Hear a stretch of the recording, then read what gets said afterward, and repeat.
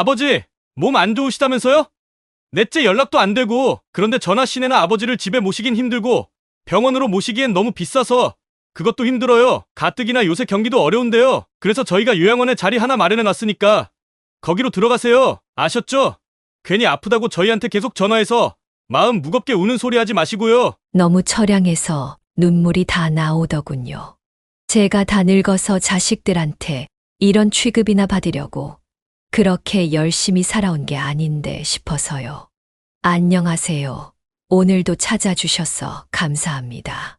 오늘은 경상북도 구미에 거주 중인 양정한 할아버지가 보내주신 사연입니다. 처음에 들어보셨던 것처럼 양정한 할아버지와 가족 간에 무언가 굉장히 큰 사건이 있었던 것 같은데요. 무슨 일이 있었는지 제보된 사연 읽어드리겠습니다.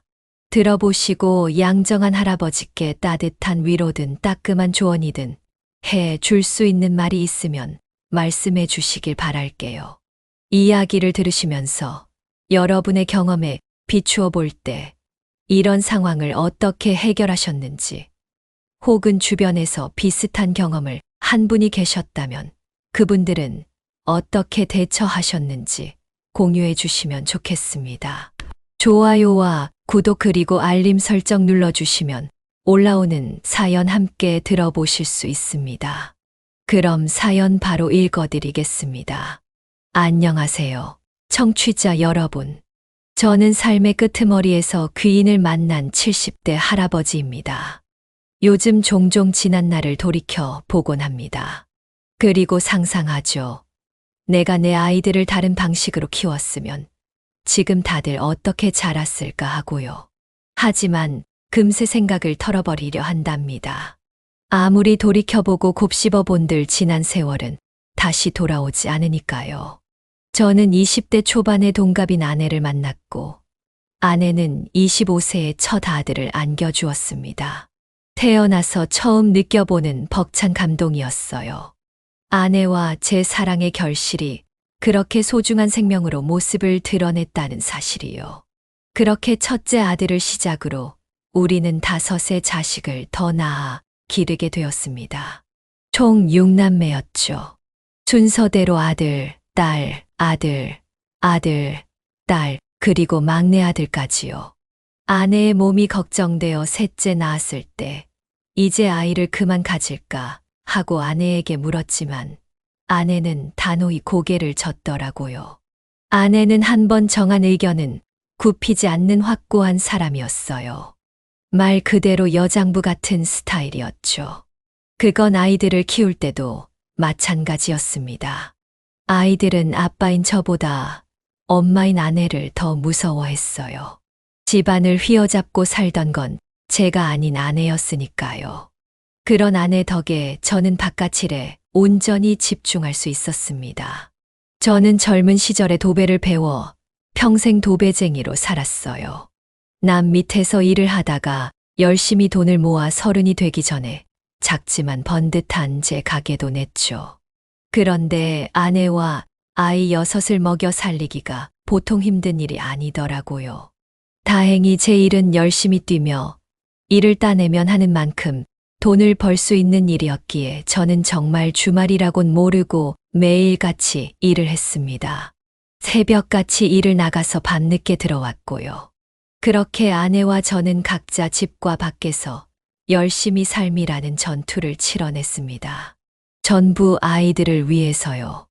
6 아이를 모두 착하고 건강하게 키워내겠다는 마음이었건만 첫 번째 불행은 너무도 빨리 우리를 찾아오고 말았습니다. 추운 겨울날이었어요. 당시 2살이었던 막내 아들이 계속해서 칭얼대 저도 아내도 유독 잠을 이루지 못한 밤이었죠. 그러더니 이내 아들의 얼굴에 열이 오르기 시작했고, 한 번 오른 열은 아침이 되어도 떨어질 생각을 하지 않았어요. 결국 아이는 그 조그만 팔에 링거까지 꽂고 병원에서 3일을 내리 힘들어하다 가족 중 누구보다 먼저 하늘나라로 떠나고 말았죠. 하지만 아이를 묻고 난 이후 우리 부부에겐 충분히 비탄에 빠져 있을 시간조차 주어지지 않았습니다. 우리에게는 우리의 손길이 절실히 필요한 자식들이 5이나 남아 있었으니까요. 나머지 자식들은 다행히 별탈 없이 쑥쑥 자라주었어요. 공부를 잘했던 첫째는 서울에 있는 대학에 합격했고 서울로 상경해 자취를 시작했죠. 2살 터울이었던 둘째 딸은 상고를 졸업한 후 작은 회사의 경리로 취업을 했습니다. 취업을 하자마자 맏딸은 우리 부부에게 독립을 하겠다고 통보했어요. 저 이제 더 이상 동생들 돌보기 싫어요. 맨날 엄마 도와서 동생들 밥 차리고 집 청소하고 막내까지 돌봐야 하는데 아직 한참이나 남았잖아요. 나도 오빠처럼 방 얻어주세요. 아내는 당황스러우면서도 화가 난 표정을 지으며 말했죠. 네 오빤 서울로 대학을 갔으니까 어쩔 수 없었던 거잖아. 그리고 누가 들으면 네가 집안일이라는 집안일은 다 하는 줄 알겠다. 너보다 훨씬 집안일 잘 돕는 네 동생들이 웃겠다. 아직 국민학교도 졸업 안 한 막내도 너보다 집안일 더 많이 해. 너 그냥 내가 맨날 잔소리하니까 이제 돈도 벌고 나가서 멋대로 살고 싶은 거잖아. 그래서 괜히 집안일 핑계 대는 거고. 엄마가 모를 줄 알아? 그렇게 나가고 싶으면 네가 직접 돈 모아서 방 구해서 나가. 둘째는 아무 말도 없이 입을 삐죽 내밀고 눈물을 글썽였어요. 저는 잔뜩 화가 난 아내의 손 위에 제 손을 올리고 둘째에게 차분히 말했습니다. 진혜야, 나가서도 품행단정하게 다닌다고 아버지한테 약속할 수 있겠니? 제 말에 둘째는 눈빛을 반짝였고 아내는 제 손을 탁 쳤어요. 저는 아내를 보며 말했습니다. 진혜가 제일 젊고 하고 싶은 것도 많을 나이인데 어디 한번 뜻대로 살게 놔둬봅시다. 첫째도 품 안에서 떼어 서울로 혼자 보냈잖소. 진혜도 다른 지역으로 대학을 보낸다고 생각하자고. 얼마나 하고 싶은 게 많겠어. 가뜩이나 욕심도 많아서 어릴 때부터 오빠가 하는 건 다 따라서 하겠다고 때를 쓰던 앤데. 아내는 한숨을 내쉬더군요. 그렇게 둘째는 집에서 나가게 되었어요. 아주 신이 나서 말이죠. 아내는 그런 딸을 보며 제게 눈을 흘겼습니다. 당신 애들 이렇게 오냐오냐 할 거야? 미안해. 그래도 우리 때랑 지금은 시절이 다르잖아. 난 일하고 가족밖에 모르던 우리와 다르게 우리 애들은 자기 하고 싶은 거 다 해보고 살 수 있게 최대한 도와주고 싶어. 행복하게 살기에 얼마나 좋은 세상이야. 아내는 못 살겠다며 저를 팔꿈치로 툭 쳤지만 저는 제 말에 아내의 기분이 한결 좋아졌다는 걸 알 수 있었어요. 이후 셋째는 기특하게도 우리가 살던 지역의 국립대에 진학했고 학창 시절 굉장한 사고뭉치였던 넷째 아들은 정신을 차렸는지 형을 따라 서울로 상경해 아는 형 가게인 카센터에 취업했습니다. 막내딸은 전문대 간호학과에 입학했죠. 그리고 서울에 살던 첫째와 나가 살던 둘째는 이미 제 짝을 만나 자신들의 가정을 이루었고요. 얼마 지나지 않아 차남인 셋째가 결혼을 하겠다며 아가씨 한 명을 데리고 왔더군요. 그런데 셋째 말이 어찌나 기특하고 고맙던지요.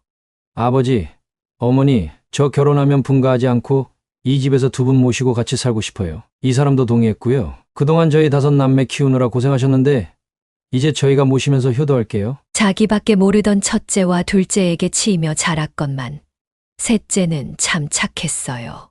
취직을 한 후 부모인 우리에게 계속해서 생활비를 준 자식 또한 셋째밖에 없었죠. 막내딸도 효녀였지만 아직 학생이라 우리에게 용돈을 받고 있었거든요. 셋째는 자신을 닮아 며느리 또한 참 착한 처자를 데리고 왔더군요.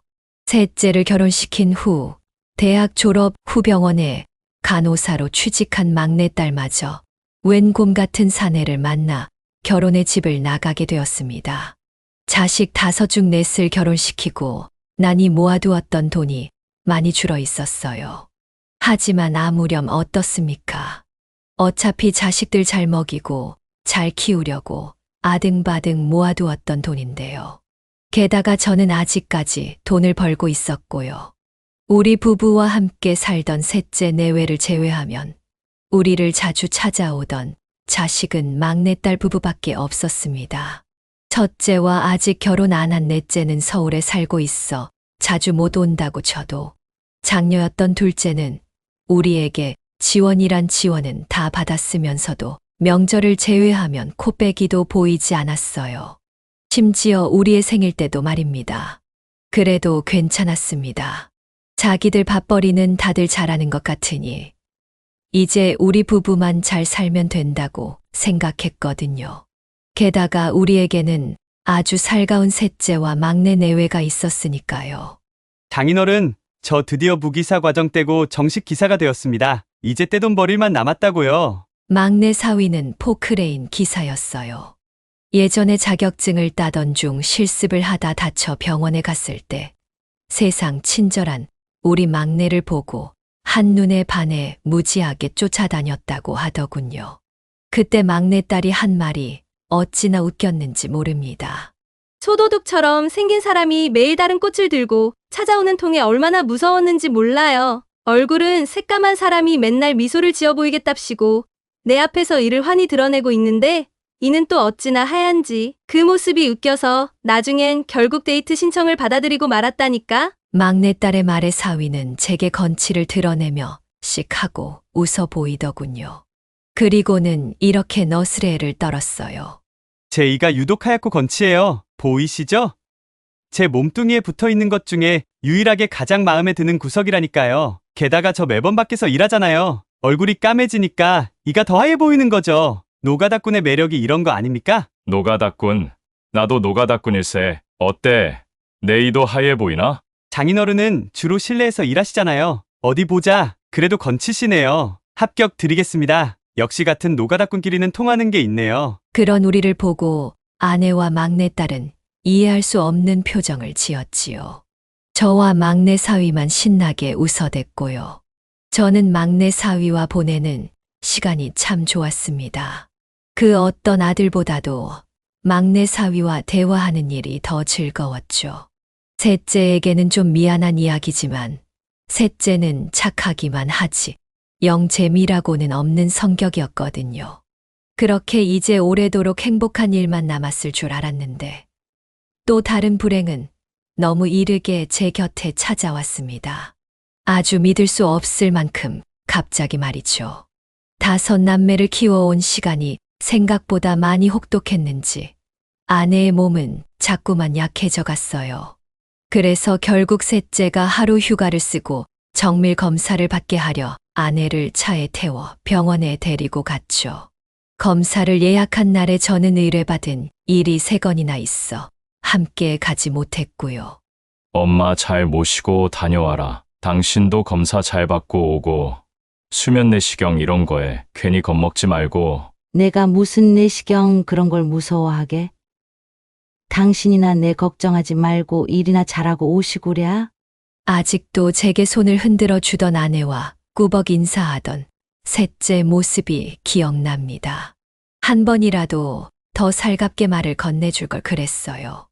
아침에 짧은 인사가 영원한 작별 인사가 되어버릴 줄은 꿈에도 몰랐거든요. 교통사고였습니다. 그것도 사중추돌의 아주 큰 사고였죠. 무단횡단을 하려 갑자기 달려든 자전거를 피하기 위해 제일 앞차가 급정거를 했고 뒤이어 빠른 속력으로 달리던 뒷차들이 모두 뒤를 받아버리고 만 겁니다. 셋째와 아내가 타고 있던 차는 앞에서 2번째 차량이었어요. 앞과 뒤 모두에게 들이받친 거죠. 구급차가 도착했을 때 아들과 아내는 이미 숨을 거두었다고 하네요. 며느리의 전화를 받고 무슨 정신으로 병원까지 달려갔는지 기억이 나질 않습니다. 모두 꿈일 거라고 사실이 아니길 빌며 병원에 도착했지만 현실은 참혹했어요. 상처가 흥건한 2 사람의 시신을 안고 얼마나 오열했는지 모릅니다. 여보, 제발 누가 꿈이라고 좀 해줘요. 이게 대체 무슨 일이야? 왜 병원 가서 금방 검사만 받고 오겠다던 사람이 여기 있느냐 말이야. 예전 아기였던 6째를 보낼 때와는 비교도 되지 않는 고통이 밀려오더군요. 대체 내가 지금 뭘 해야 하는지, 어떤 말을 해야 하는지, 아니 앞으로 어떻게 숨을 쉬고 살아가야 되는지조차 하나도 알 수 없었어요. 아내의 건강에 조금이라도 더 신경을 썼다면 아내는 검사를 받으러 병원에 가지 않았어도 됐을까요? 아니면 셋째 대신 제가 일을 쉬고 아내를 데려갔다면 적어도 셋째 한 명은 살리고 대신 제가 이런 고통 따위 느끼지 않고 아내 곁으로 가지 않았을까요? 수도 없이 많은 후회를 하며 울었지만 그런다고 죽은 아내와 아들이 살아 돌아오지 않더군요. 아내와 셋째의 관이 화장터로 들어가는 모습을 보며 저 또한 그 불길 속으로 몸을 던져 버리고 싶었습니다. 무엇보다 이제 아내 없이 혼자 이 세상을 어떻게 살아가야 하나 하는 두려움이 제 몸을 휘감았어요. 발인이 끝난 후 제 집에 모인 자식들은 그 와중에 부의금을 가지고 이건 내 돈이네 아니네 하며 말다툼을 하더군요. 야, 이런 건 다 집안 장남이 가져가는 거야. 그런 것도 몰라? 그런 게 어디 있어? 제일 먼저 결혼해서 지원 제일 많이 받은 것도 오빠잖아. 서울에 집 구하겠답시고 아빠한테 1억이나 뜯어간 거. 내가 모를 줄 알아? 야, 이 촌년아. 서울에서 1억으로 아파트를 살 수 있을 줄 알아? 그 돈코에도 못 붙여. 집 사는데 딱 그만큼의 빚만 겨우 줄여 놓은 거라고. 아, 진짜 둘 다 뭐 하는 거야? 자기 앞으로 들어온 것만 자기가 가져가. 욕심 부리지 말고 삽시다들. 넷째, 넌 돈 가져가지 마. 너 서울에서 나한테 빌린 돈이 벌써 500만 원이야. 그 돈 당장 갚을 생각 없는 거 같으니까 이거라도 내놔. 그런 경우가 어디 있어? 이건 이거고 그건 그거지. 제 곁에 조용히 앉아 있던 막내 부부 보기가 민망할 정도로 첫째와 둘째, 그리고 넷째는 계속해서 다퉜습니다. 그 꼴을 보는데 그저 눈물만 흐르더라고요. 적어도 아내가 살아 있었으면 제 엄마 무서워서라도 대놓고 저런 꼴을 보이진 않았을 텐데 하는 생각이 들었어요. 그리고 아버지로서의 제 위치가 얼마나 보잘것없었는지도 알 수 있었죠. 그리고 셋째 며느리는 모두가 돌아간 다음 날 제게 조심스럽게 이야기를 꺼내더군요. 아버님, 죄송한 말씀이지만 저 집을 나가려고요. 친정 오빠가 자기 사는 집 근처로 오라네요. 갑작스럽긴 했지만 예상한 일이기도 했습니다. 저도 며느리를 보내주어야 한다고 생각했으니까요. 그래. 내가 먼저 그러라고 했어야 하는데 네 마음 불편하게 먼저 말하게 해서 미안하다. 고생 많았겠구나. 그래. 너도 아직 32밖에 안 되지 않았니? 애도 없는데 새 인생 살아야지. 나한테 미안할 것 전혀 없다. 그런 마음 조금이라도 가지지 말거라. 죄송해요. 집안 어디에도 어머님과 병준 씨가 없는 곳이 없어요. 아버님도 힘드실 텐데 저만 괴롭다고 아버님 두고 도망쳐서 정말 죄송해요. 아니다. 아가, 그동안 고마웠다. 병준이는 너무 오래 마음에 두지 말고 얼른 털어버리렴. 병준이에 대한 기억은 내가 아가 목까지 전부 안고 살아가마. 나는 부모니까 말이다. 며느리가 나간 후 저는 가게 문도 열지 않고 온종일 집에 누워 지냈습니다. 배도 고프지 않았고 목도 마르지 않았어요. 잠이 오면 자고 눈물이 흐르면 흐르는 대로 두었죠. 여보, 하늘엔 잘 올라갔소. 병준이 손은 꼭 잡고 간 거지. 여보, 나 자꾸만 환청이 들려. 문 밖에서 병준이가 회사 다녀왔습니다 하고 말하면 당신이 어서 와 하고 말을 한다오. 그럼 병준이가 퇴근할 시간에 맞춰 저녁을 차린 우리 며느리가 아버님, 나와서 식사하세요 하고 나를 부르지. 그래서 이 모든 게 꿈이었나 싶어 문을 활짝 열고 나가보면 아무도 없어. 아무도. 무서울 만큼 조용한 침묵만이 날 맞아줘. 여보, 병준아, 데려갈 거면 나도 데려가지. 왜 둘만 갔어? 나도 데려가 제발. 이 집에 날 혼자 남겨두지 마. 그렇게 제 상처는 아주 느리게 나아가고 있었어요. 아내가 죽은 후 막내 부부는 전처럼 제 집에 자주 들러 식사를 하고 갔어요. 그리고 막내는 제게 합가를 권했지만 저는 그 말을 거절했죠. 괜찮다. 아직 내 몸 하나 스스로 건사할 수 있어. 게다가 병준이와 네 엄마의 흔적이 가득한 이 집을 떠나고 싶지도 않고, 그렇다고 널 불러들여 기대고 살고 싶지도 않구나. 난 괜찮다. 이렇게 한 번씩 얼굴만 보여주러 오면 그걸로 만족해. 저는 조금씩 기운을 찾았고 다시 가게 문도 열게 되었습니다. 그렇게 반년이란 시간이 지난 어느 날이었어요.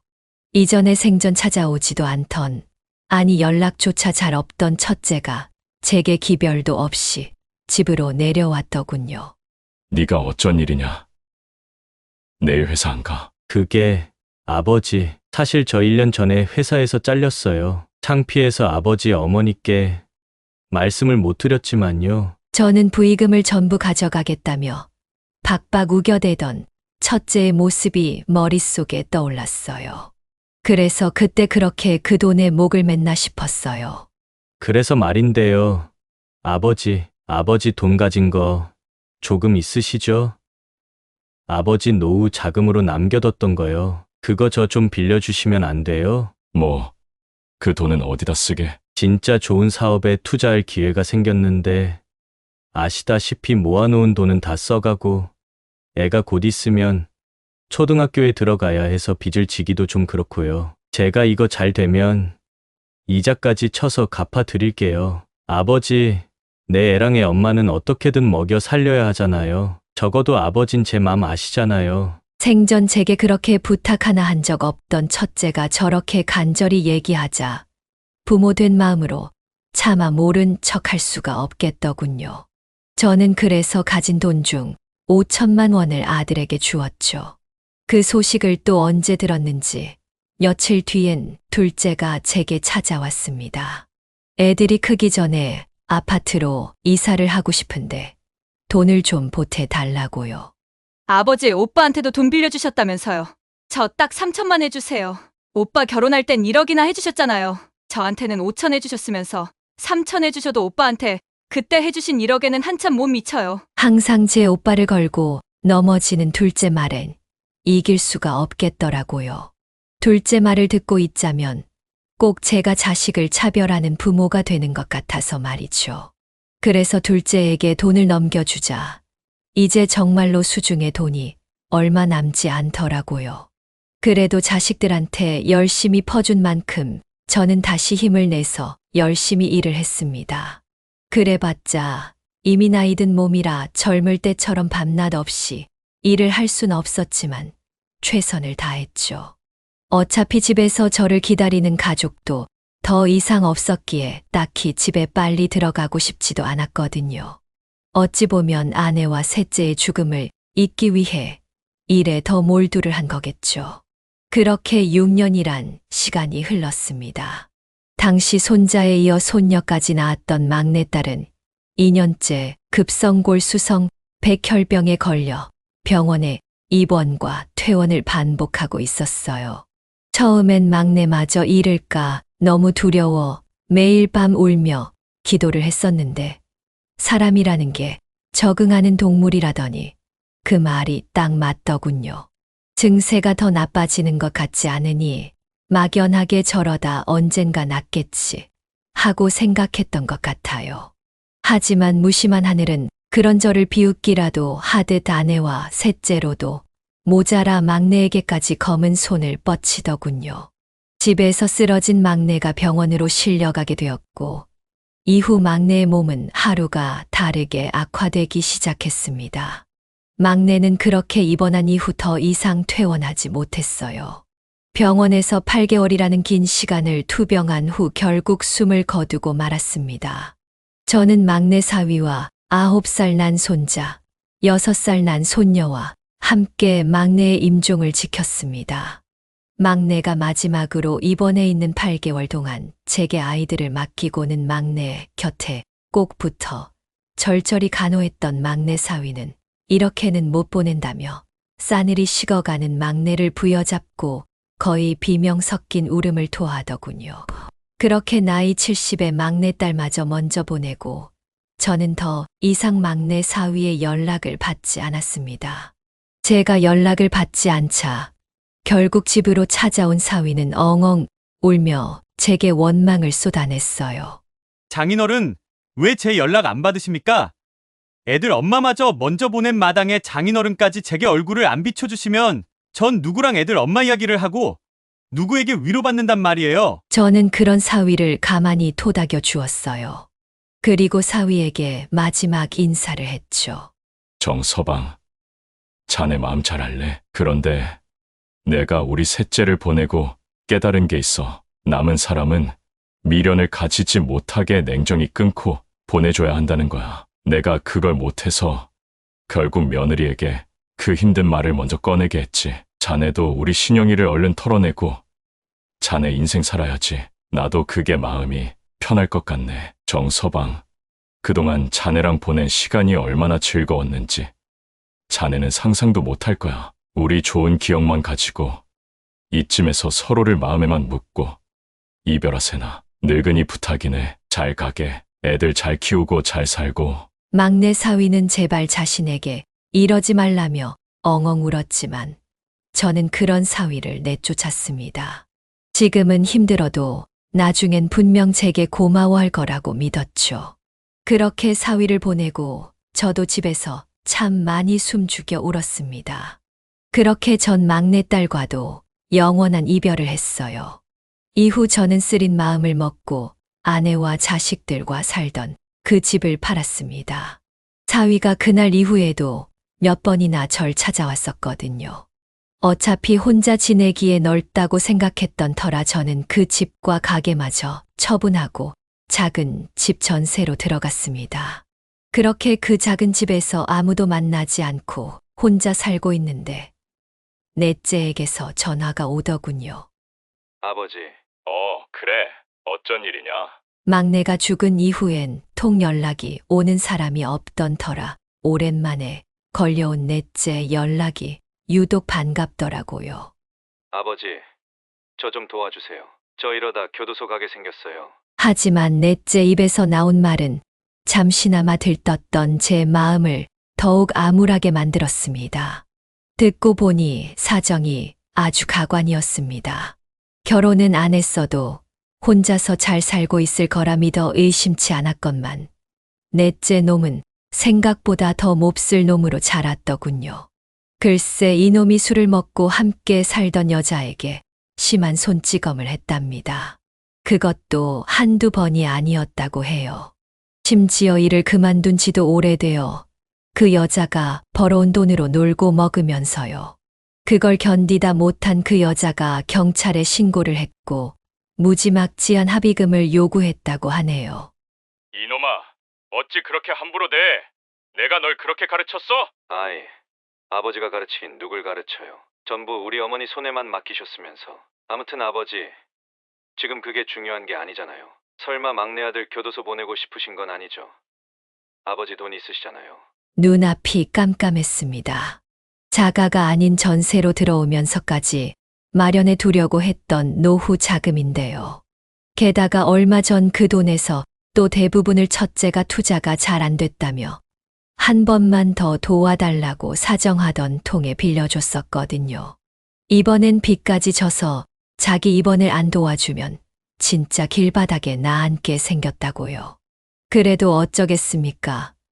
넷째의 후레자식 놈 말처럼 제가 도와주지 않으면 자식놈을 정말 교도소에 보내게 생겼는데요.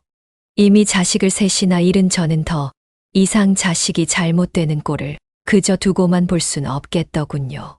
결국 저는 집을 월세로 돌리고 넷째 합의금을 내어주었습니다. 그리고 전셋집이라도 얻으라며 돈을 더 보내주었어요. 그리고 넷째에게 이렇게 말했죠. 너 그렇게 망나니처럼 살 거면 차라리 앞으로 나랑 살자. 내가 서울로 올라갈 테니까 나한테 도배 일이라도 배워. 아버지 돈 도와주신 건 감사한데 그게 무슨 말씀이세요? 싫어요. 저 이미 혼자 산 지 너무 오래돼서 누구랑 같이 못 살아요. 어쨌든 합의금하고 전세금은 감사해요. 끊을게요. 넷째는 무안해질 만큼 제 제안을 딱 잘라 거절하더니 이후로는 제 연락을 받지 않더군요. 아마 제가 계속 같이 살자고 할까봐 그러는 것 같았어요. 저는 그저 일이 잘 해결됐는지, 집은 구했는지, 궁금했을 뿐인데요. 이후 2년이라는 시간이 흘렀고 제 건강은 급격하게 나빠졌습니다. 벌써 몇 번의 마음의 병을 얻었기도 했고 몸 쓰는 일을 오래 그것도 최근 몇 년간 슬픔을 잊기 위해 더욱 무리를 했던 터라 노쇠한 몸이 견디지 못했던 건 당연한 이치겠죠. 고민을 하던 저는 결국 제가 도움을 제일 많이 주었던 첫째에게 전화를 걸었습니다. 하지만 첫째도 이후 전화를 걸어본 둘째도 둘 다 바쁘다는 핑계로 저를 들여다보지도 않더라고요. 제 돈을 가져갈 땐 그렇게 애원을 하더니 말입니다. 그리고 며칠 뒤 첫째와 둘째가 저희 집으로 찾아와 몇 안 되는 제 짐을 쌓아 두더군요. 모시고 갈 데가 있다며 말이에요. 아버지, 몸 안 좋으시다면서요? 넷째 연락도 안 되고, 그런데 전화 시내나 아버지를 집에 모시긴 힘들고, 병원으로 모시기엔 너무 비싸서, 그것도 힘들어요. 가뜩이나 요새 경기도 어려운데요. 그래서 저희가 요양원에 자리 하나 마련해 놨으니까, 거기로 들어가세요. 아셨죠? 괜히 아프다고 저희한테 계속 전화해서, 마음 무겁게 우는 소리 하지 마시고요. 너무 처량해서 눈물이 다 나오더군요. 제가 다 늙어서 자식들한테 이런 취급이나 받으려고 그렇게 열심히 살아온 게 아닌데 싶어서요. 그렇게 도착한 곳은 도시에서 아주 멀리 떨어진 곳에 다 무너져가는 요양원이었습니다. 저는 그곳에 들어가면서 요양원이 아니라 무덤에 제 발로 걸어 들어가고 있다는 느낌을 받았어요. 첫째와 둘째는 저를 그곳에 버려두고 뒤도 보지 않고 돌아가 버렸어요. 월세방 보증금만큼의 돈을 제 손에 쥐어주고 말이죠. 그 뒤로는 단 한 번도 제게 얼굴을 비치지 않았죠. 나중에 들어보니 1년치 요양원 비용을 선불로 내고 갔다더군요. 아마 2번 다시 오고 싶지 않다는 뜻이었겠죠. 제가 있던 요양원은 처음 봤던 이미지와 똑같았습니다. 몇 없는 의료인들은 입원한 노인들을 전혀 돌보지 않았어요. 거의 생사만 확인하는 수준이었죠. 어떤 날은 하루 만에 몇 명의 사람이 죽어나가기도 했습니다. 그 모습을 눈앞에서 지켜보니 너무나도 두려웠어요. 낯선 이곳에 누워 하염없이 죽을 날만 기다리고 있는 것 같았거든요. 하루하루 아무런 의지도 없이 사료처럼 나오는 밥을 먹고 누워만 있다 보니 점점 삶에 대한 의지가 사라졌습니다. 여보, 하늘에서 나 보고 있어? 안 봐도 훤하지. 아주 혀를 끌끌 차고 있겠구먼. 여보, 내 말년이 이렇게 비참할 줄은 꿈에도 몰랐는데 결국 나는 이 무덤 같은 곳에서 눈을 감을 팔자인가 보. 그냥 다 포기하고 당신하고 애들 곁으로 가고 싶어. 내 곧 따라가겠으니 조금만 기다리소. 참 보고 싶소. 저는 그렇게 어떻게 하면 이 질긴 숨을 빨리 끊어낼 수 있을지 고민을 하기 시작했어요. 그것만이 제가 더 이상 이 세상에서 험한 꼴을 보지 않을 방법인 것 같았거든요. 그렇게 몇 날 며칠을 고민하고 있는데 어느 날 오후 누군가 제 병실 문을 두드리고 들어오더군요. 요양원 간호사인가 싶었지만 들어온 사람은 전혀 낯이 익지 않은 여자였습니다. 누구시오? 안녕하세요. 양정아 씨 되시죠? 누가 찾습니다. 생전 저를 찾아올 사람이 없는데 누구지 싶어 저는 병실 밖으로 걸어 나갔어요. 그리고 그곳에서 저를 기다리던 사람을 보자 저는 힘이 풀려 그만 바닥에 주저앉고 말았습니다. 저 앞에 그 사람은 바로 제가 모질게 인연을 끊어냈던 막내 사위였어요. 그렇게 변한 막내 사위의 모습은 제 가슴을 갈기갈기 찢어지게 만들더군요. 차 안에 막내 사위는 서 있지 못하고 휠체어에 앉아 있었습니다. 어쩌다 보니 이렇게 됐습니다. 그래서 여기까지 제 여동생이 데려다 줬어요. 막내 사위는 머쓱하게 제게 웃어 보였어요. 그리고 듣게 된 막내 사위의 사연은 그때 연락을 끊었던 제 자신의 결정을 땅을 치고 후회스럽게 만들었죠. 애들 엄마 그렇게 보내고 장인어른과도 연락이 끊기고 정말 미치겠더라고요. 애들 때문에 어떻게든 살긴 해야겠는데 다른 건 다 그렇다 쳐도 밤에 잠이 안 와서 죽겠더라고요. 불면증이 너무 심해져서 일을 하면서도 꾸벅꾸벅 졸고요. 그러다 작년에 몇 시간 못 자고 차를 끌고 현장으로 향하는데 그만 제가 또 졸아버렸지 뭐예요. 고속도로 가드레일에 심하게 들이받고 정신을 차렸을 땐 이미 제 다리에 감각이 없더라고요. 막내 사위는 몇 번의 대수술을 했지만 결국 하반신 마비를 피하지 못했다고 했습니다. 그런데 한참을 입원했다 퇴원하고 그 몸에도 익숙해지다 보니 제 생각이 물밀듯이 밀려오더래요. 죽을 고비를 한번 넘기니까 더 늦기 전에 장인어른을 뵙지 못하면 제가 후회하겠다 싶었어요. 사고가 났을 때도 혼자 남아있을 장인어른 얼굴이 계속해서 아른거렸거든요. 그런데 장인어른하고는 연락이 되질 않아 형님에게 연락을 드렸더니 여기에 모셨다고 해서 급하게 달려왔죠. 그런데 장인어른 몸이 이렇게까지 안 좋아지셨을 줄은 몰랐어요. 제가 더 일찍 찾아뵙지 못해서 죄송해요. 아닐세. 아니야. 그렇게 자네에게 모질게 했건만 나를 찾아내줘서 고맙네. 저와 사위는 그렇게 한참을 부둥켜 안고 울었습니다. 눈이 퉁퉁 부을 정도로 말이죠. 눈물을 겨우 그친 사위는 당장 이 거지 같은 요양원부터 나가자고 하더군요. 저랑 병원부터 가요. 장인어른, 여기선 사람이 치료되기 전에 다른 병까지 얻겠어요. 그렇게 사위는 저를 병원으로 데려가 입원시켰고 저는 사위 덕에 제대로 된 치료를 받을 수 있었습니다. 워낙에 갖가지 노인성 질환을 다 가지고 있던 터라 입원해 있는 기간이 길긴 했지만 사위는 돈 걱정은 하지 말라며 저를 안심시켰죠. 깨끗한 환경과 의료진 덕분에 몸이 조금 회복된 저는 퇴원을 한 후 사위의 집으로 가게 되었습니다.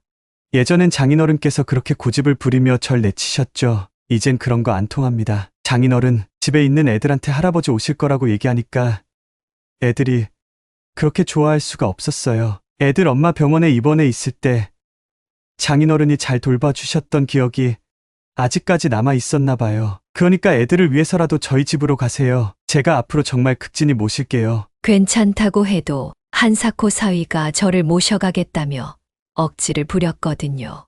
저는 하는 수 없이 모지 이기는 척 사위의 집으로 향했습니다. 집에 도착하니 손주들이 환호성을 지르며 저를 맞이해 주더군요. 할아버지다! 할아버지! 누군가에게 이렇게 환대를 받아본 게 정말 얼마만인지요. 저는 아이들을 껴안으며 눈물을 터뜨리고 말았죠. 사위도 저를 온전히 책임질 만큼 잘 사는 편은 아닌 것 같았습니다. 24평짜리 집에 살며 다리를 다친 후 원래 하던 포크레인, 기사 일도 할 수 없어 모아둔 돈을 까먹고 있는 것 같더라고요. 몇 년간 백혈병으로 투병한 막내딸의 병원비로도 이미 많은 돈을 썼던 것 같고요. 그래서 저는 며칠 후 사위를 불러 앉히고는 통장을 하나 내밀었습니다. 이게 뭐예요, 장인어른? 내가 집을 팔고 나서 하도 자식 놈들에게 돈을 뜯기다 보니 이대로는 안 될 것 같았네. 손에 쥐고 있는 돈이 있어야 어디 가서 무시 안 받고 자식들도 함부로 못한다는 말이 맞다는 생각이 들어 남은 돈을 다른 통장에 따로 빼두었지. 그렇다고 나 살자고 이 돈을 쓰기도 싫었어. 살기 싫었거든. 빨리 자네 장모 옆으로 가고 싶었다는 말이네. 그런데 그런 나한테 자네가 찾아와 손을 내밀어줬어. 고맙네. 그러니까 이거 정서방 자네가 가져다가 쓰게. 제 말을 들은 사위는 한사코 손을 내저으며 그 돈을 받기를 거절했어요.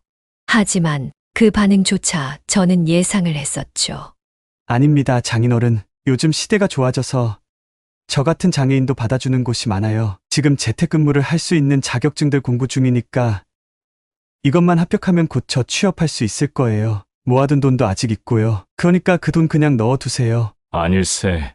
만약에 자네가 이 돈 받아주지 않으면 나 이 집 다시 나가겠네. 자네만 고집이 있나? 나도 한 고집 하네. 노가 닦은 고집이 아주 쇠고집인 거 알지? 장난이고 부디 이 늙은이가 은혜 갚을 길을 막지 말아주게. 자넨 내 생명을 살린 것뿐 아니라 온통 깜깜하던 내 인생에 다시 온정으로 빛을 불어 넣어준 거야. 그러니 제발 부탁이네. 사위는 그 돈을 받아들고는 고개를 숙이고 눈물을 떨구기 시작했습니다. 저는 그런 사위의 어깨를 두드려 주었죠. 제가 몸이 성치 않아서 연로하신 장인어른까지 걱정시키고 정말 면목이 없습니다. 감사합니다. 감사해요. 감사는 무슨. 내가 더 감사하네. 울지 마게. 자네 말 맞다나.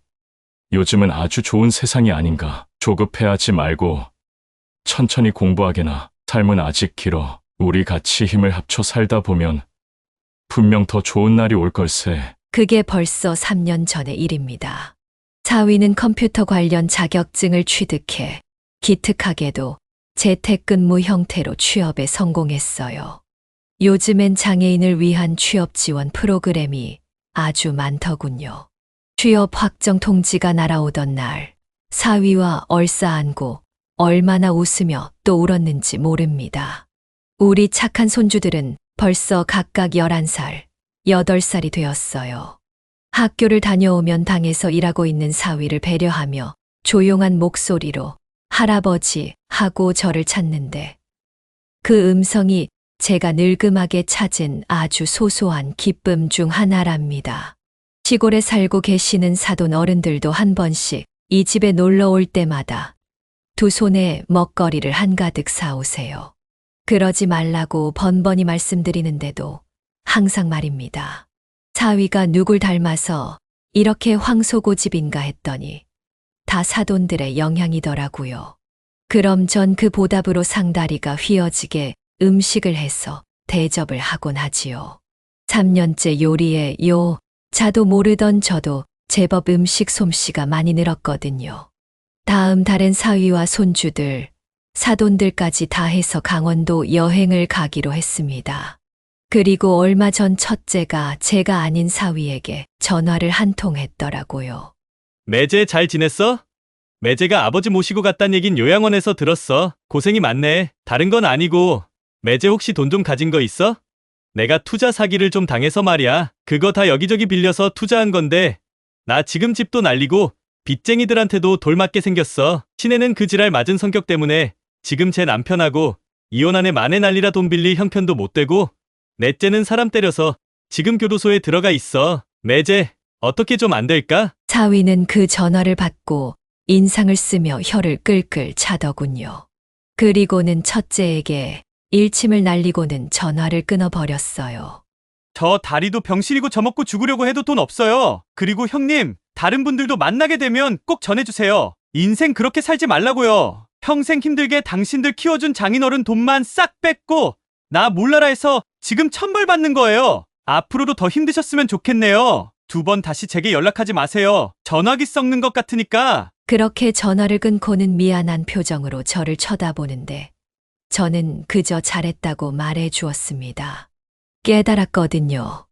내가 아무리 돈을 해주고 그놈들을 용서하고 도와준다고 해도 자식들이 정신을 차리는 데는 아무런 도움도 되지 않는다는 것을요.